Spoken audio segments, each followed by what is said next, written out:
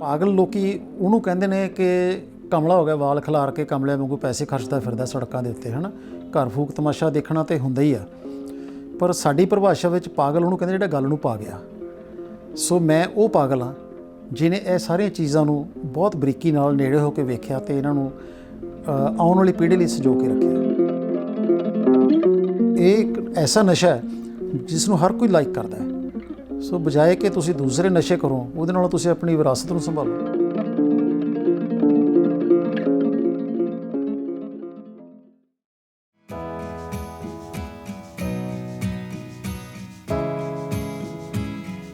ਮੇਰਾ ਨਾਮ KS ਸੇਖੋਂ ਹੈ। ਪਟਿਆਲੇ ਦੇ ਵਿੱਚ ਮੇਰਾ ਮਿਊਜ਼ੀਅਮ ਹੈ, ਐਂਟੀਕ ਮਿਊਜ਼ੀਅਮ ਪਟਿਆਲਾ। ਰਜਵਾਹਾ ਰੋਡ ਦੇ ਉੱਤੇ ਅਸੀਂ ਰਹਿੰਦੇ ਹਾਂ, ਜਿੱਥੇ ਮੇਰੇ ਘਰ ਦੇ ਵਿੱਚ ਇਹ ਮਿਊਜ਼ੀਅਮ ਬਣਿਆ, ਪਰਸਨਲ ਮਿਊਜ਼ੀਅਮ ਹੈ। ਇਹ ਮੇਰਾ ਇੱਕ ਪੈਸ਼ਨ ਹੈ। ਆਲਮੋਸਟ 40 ਈਅਰਸ ਤੋਂ ਮੈਂ ਕਲੈਕਸ਼ਨ ਕਰ ਰਿਹਾ ਕੋਇਨਸ ਔਰ ਅਦਰ ਐਂਟੀਕਸ ਦੀ ਜਿਹੜੀ ਹੈ। ਅਤੇ ਡਿਊਰਿੰਗ ਜੋਬ ਵੀ ਮੈਨੂੰ ਇਹ ਸ਼ੌਕ ਸੀਗਾ। ਮੈਂ ਰੈਵਨਿਊ ਡਿਪਾਰਟਮੈਂਟ ਦੇ ਵਿੱਚ 35 ਈਅਰਸ ਜੋਬ ਕੀਤੀ ਹੈ। Then I join disaster management. ਅਤੇ ਅੱਜ ਕੱਲ੍ਹ ਮੈਂ ਫ੍ਰੀ ਨਹੀਂ ਹਾਂ। ਇਨਫੈਕਟ ਜੋਬ ਤੋਂ ਜ਼ਿਆਦਾ ਮੇਰੇ ਕੋਲ ਅਸਾਈਨਮੈਂਟਸ ਨੇ। ਕੁਛ ਆਨਰਰੀ ਮੇਰੇ ਕੋਲ ਅਸਾਈਨਮੈਂਟਸ ਨੇ ਗੌਰਮੈਂਟ ਵੱਲੋਂ ਜਿਹੜੀ ਦਿੱਤੀਆਂ ਨੇ। ਲਾਈਕ ਹੈਲਥ ਡਿਪਾਰਟਮੈਂਟ ਦੇ ਵਿੱਚ ਮੈਂ ਟਾਸਕ ਫੋਰਸ ਮੈਂਬਰ ਹਾਂ ਟਬਾਕੂ ਕੰਟਰੋਲ ਦੇ ਵਿੱਚ, ਹੁਣ ਦੀ ਚਲਾਨਿੰਗ ਕਰਦੇ ਹਾਂ। ਦੈਨ ਉਸ ਤੋਂ ਬਾਅਦ ਟ੍ਰੈਫਿਕ ਮਾਰਸ਼ਲ ਹਾਂ ਫਰੋਮ ਲਾਸਟ 9 ਈਅਰਸ। ਆਨਰਰੀ ਹੈ, ਜਦੋਂ ਸਾਡਾ ਦਿਲ ਕਰਦਾ ਸ਼ੈਡਿਊਲ ਸਾਨੂੰ ਉੱਥੋਂ ਬਣ ਕੇ ਆਉਂਦਾ SSP ਆਫਿਸ 'ਚੋਂ, ਅਸੀਂ ਉਹਦੇ 'ਚ ਟ੍ਰੈਫਿਕ ਡਿਊਟੀ ਲੋਕਾਂ ਨੂੰ ਅਵੇਅਰ ਕਰਦੇ ਹਾਂ। ਹੋਰ ਬੜੇ ਸ਼ੌਕ ਨੇ। ਸਿੰਗਿੰਗ ਦਾ ਸ਼ੌਕ ਹੈ, ਲਿਖਣ ਦਾ ਸ਼ੌਕ ਹੈ, ਬੁੱਕ ਪਬਲਿਸ਼ ਕੀਤੀ ਹੈ। ਗੌਰਮੈਂਟ ਆਫ ਇੰਡੀਆ ਵੱਲੋਂ ਡਿਸਟ੍ਰਿਕਟ ਐਨੀਮਲ ਵੈਲਫੇਅਰ ਆਫਿਸਰ ਮੈਨੂੰ ਅਪੁਆਇੰਟ ਕੀਤਾ ਹੈ ਆਨਰਰੀ। ਦੈਨ ਮੁਦਰਾ ਪਰਿਸ਼ਦ ਹੈ, ਉਹਦਾ ਮੈਂ ਕਨਵੀਨਰ ਹਾਂ ਪੰਜਾਬ ਦਾ। ਗਾਰਡਨਿੰਗ ਦਾ ਸ਼ੌਕ ਹੈ, ਕਿਉਂਕਿ ਨੇਚਰ ਨਾਲ ਮੈਂ ਬਹੁਤ ਸ਼ੁਰੂ ਤੋਂ ਜੁੜਿਆ ਰਿਹਾ। ਸੋ ਇੱਦਾਂ ਦੇ ਕੁਛ ਛੋਟੇ ਹੌਬੀਜ਼ ਮੇਰੀਆਂ ਹੈਗੀਆਂ, ਜਿਹਦੇ ਨਾਲ ਮੇਰਾ ਟਾਈਮ ਜਿਹੜਾ ਹੈਗਾ ਜੋਬ ਤੋਂ ਜ਼ਿਆਦਾ ਮੈਂ ਬਿਜ਼ੀ ਹਾਂ। ਅਕਸਰ ਇਹ ਜਿਹੜੇ ਸ਼ੌਕ ਨੇ ਸਿੱਕੇ ਇਕੱਠੇ ਕਰਨ ਦਾ, ਇਹ ਨਾਨਕੇ ਜਾਂ ਦਾਦਕਿਆਂ ਦੇ ਘਰੋਂ ਹੀ ਸ਼ੁਰੂ ਹੁੰਦੇ ਨੇ। ਸੋ ਮੇਰੇ ਨਾਲ ਵੀ ਕੁਛ ਇਹੋ ਜਿਹੇ ਹੋਇਆ। ਕੁਛ ਨਾਨਕੇ ਘਰੋਂ ਸਿੱਕੇ ਮਿਲੇ ਮੋਰੀ ਵਾਲੇ। ਉਸ ਟਾਈਮ ਸਮਝ ਨਹੀਂ ਸੀ ਮੈਨੂੰ ਇਹਨਾਂ ਚੀਜ਼ਾਂ ਦੀ। ਫਿਰ ਟਾਈਮ ਦੇ ਨਾਲ ਜਿੱਦਾਂ ਇੰਟਰਨੈਟ ਦਾ ਜ਼ਮਾਨਾ ਆਇਆ, ਜਾਂ ਕੁਛ ਲੋਕਾਂ ਨੂੰ ਦੇਖਿਆ, ਨਿਊਜ਼ਪੇਪਰਸ ਦੇ ਵਿੱਚ ਦੇਖਿਆ ਕਿ ਲੋਕ ਕੋਇਨ ਕਲੈਕਟ ਕਰਦੇ ਨੇ। ਦੈਨ ਗੂਗਲ ਦੇ ਵਿੱਚ ਜਾ ਕੇ ਹੈਲਪ ਲਿੱਤੀ ਅਤੇ ਤਕਰੀਬਨ 40 ਸਾਲ ਹੋ ਗਏ ਮੈਨੂੰ ਇਹ ਕਲੈਕਸ਼ਨ ਕਰਦੇ ਨੂੰ। ਮੇਰੀ ਜਿਹੜੀ ਹੌਬੀ ਹੈਗੀ, ਪਹਿਲਾਂ ਮੈਂ ਕੋਇਨ ਕਲੈਕਟਿੰਗ ਕਰਦਾ ਸੀ। ਮਿਊਜ਼ੀਅਮ ਦਾ ਕੰਸੈਪਟ ਬਹੁਤ ਦੇਰ ਬਾਅਦ ਆਇਆ। ਜਦੋਂ ਮਿਊਜ਼ੀਅਮ ਦਾ ਕੰਸੈਪਟ ਆਇਆ ਤਾਂ ਫਿਰ ਉਹਦੇ 'ਚ ਹੁੰਦਾ ਕਿ ਤੁਹਾਨੂੰ ਹਰ ਚੀਜ਼ ਡਿਸਪਲੇ ਕਰਨੀ ਪੈਂਦੀ ਹੈ ਔਰ ਕਲੈਕਟ ਕਰਨੀ ਪੈਂਦੀ ਹੈ। ਸਾਨੂੰ ਨਹੀਂ ਪਤਾ ਕਿ ਜਿਹੜਾ ਵਿਜ਼ਟਰ ਇੱਥੇ ਆ ਰਿਹਾ ਉਹਦਾ ਕੀ ਟੇਸਟ ਹੈ। ਅਗਰ ਉਹ ਸਟੈਂਪ ਕਲੈਕਟਰ ਹੈ ਤਾਂ ਅਸੀਂ ਉਹਦੇ ਲਈ ਪੋਸਟਲ ਸਟੇਸ਼ਨਰੀ ਦਾ ਜਿਹੜਾ ਹੈਗਾ ਆਪਣਾ ਖਜ਼ਾਨਾ ਉਹਨੂੰ ਖੋਲ੍ਹ ਕੇ ਦਿਖਾਉਂਦੇ ਹਾਂ। ਕੋਈ ਕੋਇਨ ਕਲੈਕਟਰ ਹੈ, ਕੋਈ ਯੂਟੈਂਸਿਲ ਇਕੱਠੇ ਕਰਦਾ ਹੈ, ਕੋਈ ਟੈਰਾਕੋਟਾ ਇਕੱਠਾ ਕਰਦਾ, ਜਾਂ ਕੋਈ ਫੋਸਿਲਸ ਇਕੱਠੇ ਕਰਦਾ। ਸੋ ਕੁੱਲ ਮਿਲਾ ਕੇ ਇਸ ਮਿਊਜ਼ੀਅਮ ਦੇ ਵਿੱਚ ਮੋਰ ਦੈਨ 20,000 ਕੋਇਨਸ ਨੇ। ਔਰ ਪੋਸਟਲ ਸਟੇਸ਼ਨਰੀ ਮੇਰੇ ਕੋਲ ਤਕਰੀਬਨ 50-60 ਰਿਆਸਤਾਂ ਦੇ ਸਟੈਂਪ ਪੇਪਰਸ, ਉਹਨਾਂ ਦੀਆਂ ਹੁੰਡੀਆਂ, ਉਹਨਾਂ ਦੇ post card, letter heads. Then fossils ਦੀ ਕਲੈਕਸ਼ਨ ਮੇਰੇ ਕੋਲ ਕਾਫੀ ਵੱਡੀ ਹੈ, ਜਿਹਦੇ 'ਚ ਸਭ ਤੋਂ ਪੁਰਾਣੇ ਫੋਸਿਲ ਮੇਰੇ ਹੈਗੇ 488 ਮਿਲੀਅਨ ਈਅਰ ਓਲਡ, ਯਾਨੀ ਕਿ 48 ਕਰੋੜ ਸਾਲ ਤੋਂ ਪੁਰਾਣੇ। ਸੋ ਇਹ ਚੀਜ਼ਾਂ ਇੱਥੇ ਮਿਊਜ਼ੀਅਮ ਦੇ ਵਿੱਚ।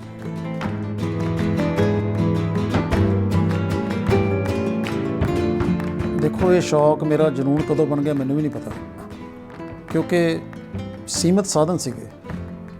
ਜਦੋਂ ਪੜ੍ਹਦੇ ਸੀਗੇ, ਨੌਕਰੀ 'ਚ ਲੱਗੇ, ਤਨਖਾਹਾਂ ਥੋੜ੍ਹੀਆਂ ਸੀਗੀਆਂ। ਫਿਰ ਸਮੇਂ ਦੇ ਨਾਲ ਜਿਵੇਂ ਸਾਧਨ ਵੱਧਦੇ ਗਏ, ਕੁਛ ਨਿਊਮਿਸਮੈਟਿਕ ਸੁਸਾਇਟੀਜ਼ ਅਸੀਂ ਜੁਆਇਨ ਕੀਤੀਆਂ। ਉਹਨਾਂ ਦੇ ਵਿੱਚ ਜਿਹੜੇ ਕਲੈਕਟਰਸ ਆਉਂਦੇ ਸੀ, ਡੀਲਰਸ ਆਉਂਦੇ ਸੀ, ਜਿਹੜੇ ਕਲੈਕਟ ਕਰਕੇ ਲਿਆਉਂਦੇ ਨੇ ਬਾਹਰੋਂ, ਭਾਂਡਿਆਂ ਵਾਲਿਆਂ ਤੋਂ ਜਾਂ ਸੁਨਿਆਰਿਆਂ ਤੋਂ ਸਿੱਕੇ ਲੈ ਕੇ ਆਉਂਦੇ। ਉਹ ਲੋਕ ਉੱਥੇ ਆ ਕੇ ਸੈੱਲ ਕਰਦੇ ਨੇ, ਉਹਨਾਂ ਤੋਂ ਅਸੀਂ ਖਰੀਦੇ। ਫਿਰ ਸ਼ੌਕ ਇੰਨਾ ਜ਼ਿਆਦਾ ਜਨੂੰਨ ਬਣ ਗਿਆ ਕਿ ਅਸੀਂ ਫਿਰ ਇੰਟਰਨੈਟ 'ਤੇ ਜਾ ਕੇ ਇਹਨਾਂ ਨੂੰ ਇਕੱਲੀ ਇੱਕ ਕੋਇਨ ਵਾਸਤੇ ਵੀ ਮੈਨੂੰ ਕਿਤਾਬ ਖਰੀਦਣੀ ਪਈ। ਕੁਛ 7-8 ਕਿਤਾਬਾਂ ਮੈਂ ਖੁਦ ਕੰਪਾਈਲ ਕੀਤੀਆਂ ਕੋਇਨਸ ਦੇ ਉੱਪਰ। ਇਸ ਟਾਈਮ ਜਿੰਨੇ ਕੋਇਨਸ ਹੈਗੇ ਉਹਨਾਂ ਦੇ ਸਾਰਿਆਂ ਦੀ ਕੈਟਲੌਗਿੰਗ ਕੀਤੀ ਹੈ। ਉਹਨਾਂ ਦਾ ਰੂਲਰ ਕੌਣ ਹੈਗਾ, ਉਹਦੀ ਡਿਨੋਮੀਨੇਸ਼ਨ, ਉਹਦਾ ਪੀਰੀਅਡ, ਉਹਦੀ ਮਿੰਟ, ਦੈਨ ਕੈਟਲੌਗ ਨੰਬਰ, ਹਰ ਕੋਇਨ ਨੂੰ ਕੈਟਲੌਗ ਕੀਤਾ ਹੈ। ਸੋ ਕੁਛ ਲਾਇਬ੍ਰੇਰੀਜ਼ ਵਿਜ਼ਿਟ ਕੀਤੀਆਂ। ਪੰਜਾਬੀ ਯੂਨੀਵਰਸਿਟੀ ਗਿਆ, ਮੈਂ ਸੈਂਟਰ ਸਟੇਟ ਲਾਇਬ੍ਰੇਰੀ ਗਿਆ। ਜਦੋਂ ਮੈਂ ਫਸਟ ਐਗਜ਼ੀਬਿਸ਼ਨ ਲਗਾਈ, ਉਦੋਂ ਮੈਨੂੰ ਬੜੀ ਪ੍ਰੋਬਲਮ ਆਈ ਕਿ ਇਹ ਸਿੱਕੇ ਤਾਂ ਬੱਚਿਆਂ ਵਾਂਗ ਦੇਖਣ ਨੂੰ ਇੱਕੋ ਜਿਹੇ ਲੱਗਦੇ ਨੇ ਸਾਰੇ। ਤਾਂ ਜੇ ਅਸੀਂ ਇਹਨੂੰ ਇਕੱਠੇ ਕਰਾਂਗੇ, ਮੁੜ ਕੇ ਕਈ ਵਾਰ ਪਹਿਚਾਣ ਵੀ ਨਹੀਂ ਹੁੰਦੀ। ਤਾਂ ਇੱਕ ਚੀਜ਼ ਨੂੰ ਯਾਦ ਰੱਖਣਾ ਵੀ ਬੜਾ ਔਖਾ ਹੁੰਦਾ। ਫਿਰ ਅਸੀਂ ਇਹ ਸਾਰੇ ਸਿੱਕਿਆਂ ਦੀ ਕੈਟਲੌਗਿੰਗ ਕੀਤੀ। ਤਾਂ ਕੋਇਨ ਹੋਲਡਰਸ ਦੇ ਵਿੱਚ ਲਗਾਏ, ਫਿਰ ਪਰਮਾਨੈਂਟ ਡਿਸਪਲੇ ਕੀਤਾ ਇਹਨਾਂ ਨੂੰ। ਸੋ ਇਹ ਜਨੂਨ ਹੈ ਪਾਗਲਪਨ ਦੀ ਹੱਦ ਤੋਂ ਕਾਫੀ ਅੱਗੇ ਨਿਕਲ ਚੁੱਕਾ। ਸੋ ਜਦੋਂ ਅਸੀਂ ਮਿਊਜ਼ੀਅਮ ਸੈਟਅਪ ਕਰਦੇ ਹਾਂ ਤਾਂ ਤੁਹਾਨੂੰ ਉਹ 'ਚ ਹਰ ਚੀਜ਼ ਰੱਖਣੀ ਪੈਂਦੀ ਹੈ। ਸੋ ਇਹ ਠਠਿਆਰਿਆਂ ਕੋਲ ਜਾ ਕੇ ਅਸੀਂ ਭਾਂਡੇ ਖਰੀਦੇ, ਪੁਰਾਣੀਆਂ ਮੇਕਅਪ ਕਿਟਸ, ਗਲਾਸ ਲਏ, ਸੁਰਮੇਦਾਨੀਆਂ ਲਈਆਂ, ਸ਼ਾਹੀ ਦੀਆਂ ਦਵਾਤਾਂ ਲਈਆਂ, ਫਿਰ ਸ਼ੈਲਸ ਅਸੀਂ ਇਕੱਠੇ ਕੀਤੇ ਡਿਫਰੈਂਟ ਜਗ੍ਹਾ ਤੋਂ ਜਾ ਕੇ। ਪਹਾੜਾਂ 'ਚ ਜਾ ਕੇ ਅਸੀਂ ਫੋਸਿਲ ਲੱਭਣੇ, ਥੇਹਾਂ 'ਤੇ ਜਾ ਕੇ ਅਸੀਂ ਮਿੱਟੀ ਦਾ ਸਮਾਨ ਲੱਭਣਾ। ਤੋ ਇਹ ਕਰਾ ਕੇ ਕੁੱਲ ਮਿਲਾ ਕੇ ਸਾਰੀਆਂ ਚੀਜ਼ਾਂ ਜਿਹੜੀਆਂ ਇੱਕ ਕੰਪਲੀਟ ਮਿਊਜ਼ੀਅਮ ਸੈਟਅਪ ਹੋ ਗਿਆ, ਜਿਹਦਾ ਐਂਟੀਕ ਮਿਊਜ਼ੀਅਮ ਪਟਿਆਲਾ ਨਾਮ ਹੈ।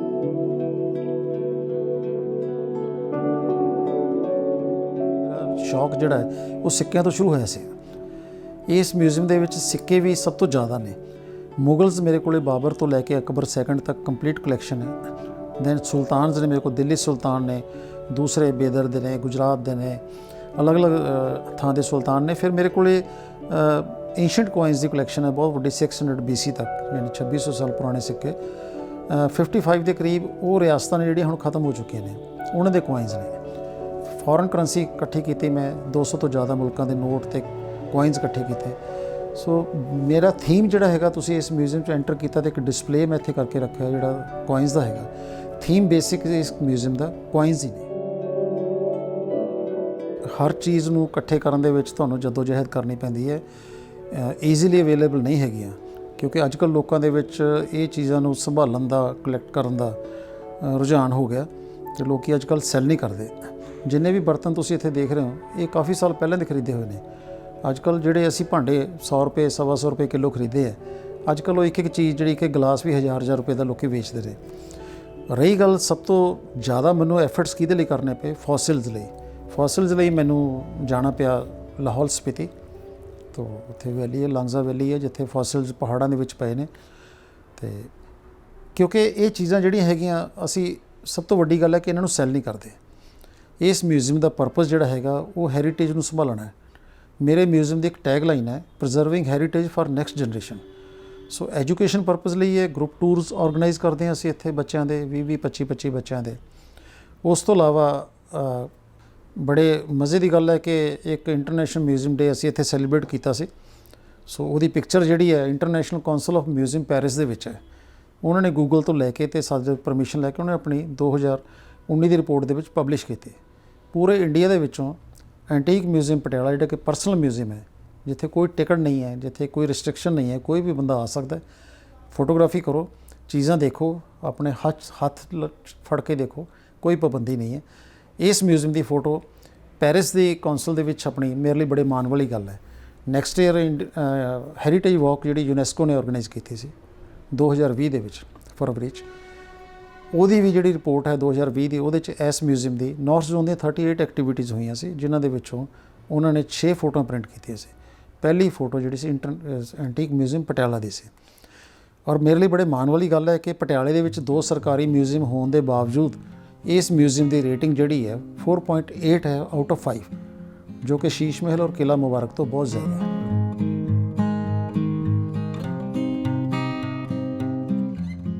ਜਦੋਂ ਤੋਂ ਮੈਂ ਸਿੱਕੇ ਇਕੱਠੇ ਕਰਨੇ ਸ਼ੁਰੂ ਕੀਤੇ, ਉਦੋਂ ਤੋਂ ਹੀ ਮੈਂ ਪਲਾਂਟੇਸ਼ਨ ਵੀ ਕਰ ਰਿਹਾ। ਪਹਿਲਾਂ ਜਿੱਥੇ ਅਸੀਂ ਅੱਜ ਬੈਠੇ ਹਾਂ, ਇੱਥੇ ਗਾਰਡਨ ਸੀਗਾ ਸਾਡਾ। ਟਾਈਮ ਦੇ ਨਾਲ ਜਿੱਦਾਂ ਕੰਸਟਰਕਸ਼ਨ ਹੁੰਦੀ ਗਈ, ਮੈਂ ਆਪਣਾ ਗਾਰਡਨ ਜਿਹੜਾ ਛੱਤ 'ਤੇ ਲੈ ਗਿਆ, ਉਹਨੂੰ ਮੈਂ ਨਾਮ ਦਿੱਤਾ ਟੈਰੇਸ ਗਾਰਡਨਿੰਗ। ਮੇਰੇ ਫੇਸਬੁੱਕ 'ਤੇ ਪੇਜ ਹੈ ਟੈਰੇਸ ਗਾਰਡਨਿੰਗ, ਜਿਹਦੇ ਵਿੱਚ ਅੱਜ 5,13,000 ਮੈਂਬਰ ਨੇ, ਮੋਰ ਦੈਨ 100 ਕੰਟਰੀਜ਼ ਤੋਂ। ਤੋ ਉਹ ਜਿਹੜਾ ਜਨੂਨ ਹੈ ਮੇਰਾ ਨੇਚਰ ਦੇ ਨਾਲ, ਇਹ ਤੁਸੀਂ ਇਹ ਸ਼ੌਕ ਕਿਸੇ ਨੂੰ ਪੈਦਾ ਨਹੀਂ ਕਰ ਸਕਦੇ, ਇਹ ਕੁਦਰਤ ਵੱਲੋਂ ਹੁੰਦਾ ਹੈ। ਸ਼ੁਰੂ ਤੋਂ ਮੇਰਾ ਨੇਚਰ ਨਾਲ ਪਿਆਰ ਰਿਹਾ। ਮੈਂ ਫੋਟੋਗ੍ਰਾਫੀ ਕੀਤੀ ਨੇਚਰ 'ਤੇ, ਮੈਂ ਪੇਂਟ ਕੀਤਾ ਉਹ ਵੀ ਨੇਚਰ 'ਤੇ। ਤੋ ਇਸ ਕਰਕੇ ਪਲਾਂਟੇਸ਼ਨ ਨਾਲ ਮੇਰਾ ਬਹੁਤ ਡੂੰਘਾ ਸੰਬੰਧ ਹੈ। ਔਰ ਮੈਂ ਹਰ ਰੋਜ਼ ਤਕਰੀਬਨ 2-3 ਘੰਟੇ ਮਿਨੀਮਮ, ਛੁੱਟੀ ਵਾਲੇ ਦਿਨ ਜ਼ਿਆਦਾ ਵੀ ਹੋ ਜਾਂਦਾ, ਮੈਂ ਆਪਣੇ ਪਲਾਂਟਸ ਨਾਲ ਸਪੈਂਡ ਕਰਦਾ। ਇਹ ਕੰਸੈਪਟ ਵੀ ਪਟਿਆਲੇ ਦੇ ਵਿੱਚ ਮੇਰਾ ਖਿਆਲ ਸ਼ਾਇਦ ਮੇਰੇ ਤੋਂ ਪਹਿਲਾਂ ਕਿਸੇ ਕੋਲ ਨਹੀਂ ਸੀਗਾ। ਸੋ ਅੱਜ ਮੇਰੇ ਟੈਰੇਸ ਗਾਰਡਨ 'ਚ ਸਬਜ਼ੀਆਂ, ਫਰੂਟ, ਕੈਕਟਸ, ਗ੍ਰੀਨ ਹਾਊਸ ਵੱਖਰਾ ਹੈਗਾ, ਸਕੂਲੈਂਟ ਸੈਕਸ਼ਨ ਵੱਖਰਾ ਹੈਗਾ, ਸਿਟਿੰਗ ਏਰੀਆ ਹੈ, ਉੱਪਰ ਓਪਨ ਕਿਚਨ ਹੈ, ਅਸੀਂ ਖਾਣਾ ਬਣਾਉਂਦੇ ਉੱਤੇ, ਇੰਜੋਏ ਕਰਦੇ ਨੇਚਰ ਨੂੰ। ਇਹ ਚੀਜ਼ਾਂ ਜਿਹੜੀਆਂ ਨੇ ਗੋਡ ਗਿਫਟਡ ਹੁੰਦੀਆਂ ਨੇ। ਤੁਸੀਂ ਕਦੇ ਕਿਸੇ ਬੰਦੇ ਨੂੰ ਜ਼ਬਰਦਸਤੀ ਨਹੀਂ ਕਹਿ ਸਕਦੇ ਕਿ ਤੂੰ ਪਹਾੜਾਂ 'ਚ ਘੁੰਮਣ ਜਾ, ਜਾਂ ਤੂੰ ਬੈਠ ਕਾਗਜ਼ ਕਲਮ ਚੱਕ ਅਤੇ ਕੁਛ ਲਿਖ, ਜਾਂ ਤੈਨੂੰ ਕੈਮਰਾ ਦਿੰਦਾ ਤੂੰ ਫੋਟੋਗ੍ਰਾਫੀ ਕਰ ਜਾ ਕੇ। ਸੋ ਇਹ ਗੋਡ ਗਿਫਟਡ ਹੁੰਦੀਆਂ ਨੇ। ਮੈਂ ਨਹੀਂ ਸਮਝਦਾ ਕਿ ਤੁਸੀਂ ਕਿਸੇ ਨੂੰ ਸਿਖਾ ਕੇ ਦੇਖੋ। ਬੰਦੇ ਪੜ੍ਹਦੇ ਨੇ, ਬਹੁਤ ਵੱਡੇ ਡਿਗਰੀਆਂ ਲੈ ਲੈਂਦੇ ਨੇ, ਪਰ ਐਡੀਆਂ ਡਿਗਰੀਆਂ ਲੈਣ ਤੋਂ ਬਾਅਦ ਵੀ ਇੱਕ ਬੇਸਿਕ ਨੌਲੇਜ ਹੁੰਦੀ ਹੈ ਜਿਹੜੀ ਕਿ ਕਰਨ ਦੇ ਨਾਲ ਆਉਂਦੀ ਹੈ। ਤਾਂ ਮੇਰਾ ਦੇਖੋ ਇਹਦੇ ਵਿੱਚ ਕੋਈ ਮੇਰੇ ਨਿਊਮਿਸਮੈਟਿਕਸ ਦੇ ਵਿੱਚ ਮੇਰੀ ਕੋਈ PhD ਕੋਈ ਡਿਗਰੀ ਨਹੀਂ ਹੈ। ਗਾਰਡਨਿੰਗ ਦੇ ਵਿੱਚ ਮੈਂ ਬੋਟਨੀ ਬਾਰੇ ABC ਵੀ ਨਹੀਂ ਜਾਣਦਾ, ਪਰ ਪੰਜਾਬੀ ਯੂਨੀਵਰਸਿਟੀ ਦੇ ਬੋਟਨੀ ਡਿਪਾਰਟਮੈਂਟ ਦੇ ਵਿੱਚ ਜਿਹੜਾ PhD ਕਰ ਰਹੇ ਨੇ ਉਹ ਰੈਫਰ ਕਰਦੇ ਨੇ ਕਿ ਉੱਥੇ ਇੱਕ ਬੰਦਾ ਹੈ, ਉਹਦੇ ਕੋਲ ਜਾ, ਇਸ ਪਲਾਂਟ ਬਾਰੇ ਪੁੱਛ ਕੇ ਆ। ਅਤੇ ਮੇਰੇ ਕੋਲ ਉਹ ਲੜਕਾ ਇੱਥੇ ਆਇਆ, ਉਹਨੇ ਆ ਕੇ ਪਾਰਟੀਕੂਲਰ ਸਪੀਸੀਜ਼ ਦੇ ਉੱਤੇ ਮੇਰੇ ਨਾਲ ਗੱਲ ਕੀਤੀ ਅਤੇ ਮੈਂ ਉਹਨੂੰ ਕਾਫੀ ਕੁਝ ਦੱਸਿਆ। ਮੈਂ ਉਹਨੂੰ ਇਹ ਵੀ ਦੱਸਿਆ ਕਿ ਬੇਟਾ ਮੇਰੀ ਇਹ ਕੁਆਲੀਫਿਕੇਸ਼ਨ ਨਹੀਂ ਹੈ ਅਤੇ ਤੂੰ ਮੇਰਾ ਰੈਫਰੈਂਸ ਨਾ ਦੇਈਂ ਕਿਤੇ, ਕਿਉਂਕਿ ਮੇਰੇ ਕੋਲ ਕੋਈ ਸਰਟੀਫਿਕੇਟ ਨਹੀਂ ਇਹਨੂੰ ਦੱਸਣ ਵਾਸਤੇ, ਪਰ ਪ੍ਰੈਕਟੀਕਲੀ 40 ਈਅਰਸ ਤੋਂ ਮੈਂ ਕਰ ਰਿਹਾ, ਇਸ ਕਰਕੇ ਮੈਨੂੰ ਹਰੇਕ ਪਲਾਂਟ ਦੇ ਕਰੈਕਟਰ ਬਾਰੇ ਪਤਾ ਹੈ। ਪਾਗਲ ਲੋਕੀ ਉਹਨੂੰ ਕਹਿੰਦੇ ਨੇ ਕਿ ਕਮਲਾ ਹੋ ਗਿਆ, ਵਾਲ ਖਿਲਾਰ ਕੇ ਕਮਲਿਆਂ ਵਾਂਗੂ ਪੈਸੇ ਖਰਚਦਾ ਫਿਰਦਾ ਸੜਕਾਂ ਦੇ ਉੱਤੇ, ਹੈ ਨਾ, ਘਰ ਫੂਕ ਤਮਾਸ਼ਾ ਦੇਖਣਾ ਤਾਂ ਹੁੰਦਾ ਹੀ ਆ, ਪਰ ਸਾਡੀ ਪਰਿਭਾਸ਼ਾ ਵਿੱਚ ਪਾਗਲ ਉਹਨੂੰ ਕਹਿੰਦੇ ਜਿਹੜਾ ਗੱਲ ਨੂੰ ਪਾ ਗਿਆ। ਸੋ ਮੈਂ ਉਹ ਪਾਗਲ ਹਾਂ ਜਿਹਨੇ ਇਹ ਸਾਰੀਆਂ ਚੀਜ਼ਾਂ ਨੂੰ ਬਹੁਤ ਬਰੀਕੀ ਨਾਲ ਨੇੜੇ ਹੋ ਕੇ ਵੇਖਿਆ ਅਤੇ ਇਹਨਾਂ ਨੂੰ ਆਉਣ ਵਾਲੀ ਪੀੜ੍ਹੀ ਲਈ ਸੰਜੋ ਕੇ ਰੱਖਿਆ।